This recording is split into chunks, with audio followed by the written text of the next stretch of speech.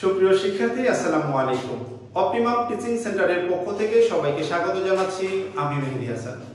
গত ক্লাসে আমরা শিখেছিলাম এইচএসসির আইসিটি 3.1 এর নাম্বার সিস্টেম বা সংখ্যা পদ্ধতি নিয়ে। আজকে আমরা শিখব সংখ্যা পদ্ধতির বিভিন্ন রূপান্তর।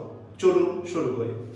আমরা দেখতে পাচ্ছি ডেসিমাল থেকে বাইনারি, ডেসিমাল থেকে অক্টাল, ডেসিমাল থেকে হেক্সাডেসিমাল। এটি হচ্ছে ভাগ পদ্ধতি। ভাগ পদ্ধতির সময় যে পদ্ধতিতে যাব সেই পদ্ধতির বেস দিয়ে ভাগ করব। আমরা এখানে একটি ডেসিমাল সংখ্যা লিখেছি। ডেসিমাল থেকে আমরা বাইনারিতে রূপান্তর করব। বাইনারি বেস হচ্ছে 2 দিয়ে ভাগ করব। আমরা 12 কে যদি 2 দিয়ে ভাগ করতে চাই তাহলে 6 × 12 কোনো ভাগশেষ নেই, 0। 6 কে যদি 2 দিয়ে ভাগ করতে চাই 3 × 6 কোনো ভাগশেষ নেই, 0। আবার 3 কে যদি 2 দিয়ে ভাগ করতে চাই 2 × 1 = 2, ভাগশেষ থাকে 1, সেটা এখানে নামিয়ে দিলাম।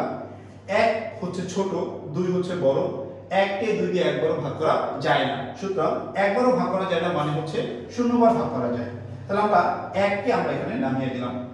আমরা এটাকে এই 1 কে আমরা নির্দেশ করতে পারি এমএসবি বা মোস্ট সিগনিফিক্যান্ট বিট বলে। এটাকে বলা হয় সবচেয়ে বেশি গুরুত্বের মান, এবং এটাকে নির্দেশ করতে পারি এলএসবি, লিস্ট সিগনিফিক্যান্ট বিট, সবচেয়ে কম গুরুত্বের মান। আমরা উত্তরটা লিখতে পারি এরকম 12 10 = 11002 অ্যানসার। আশা করি সবাই বুঝতে পেরেছি। ধন্যবাদ।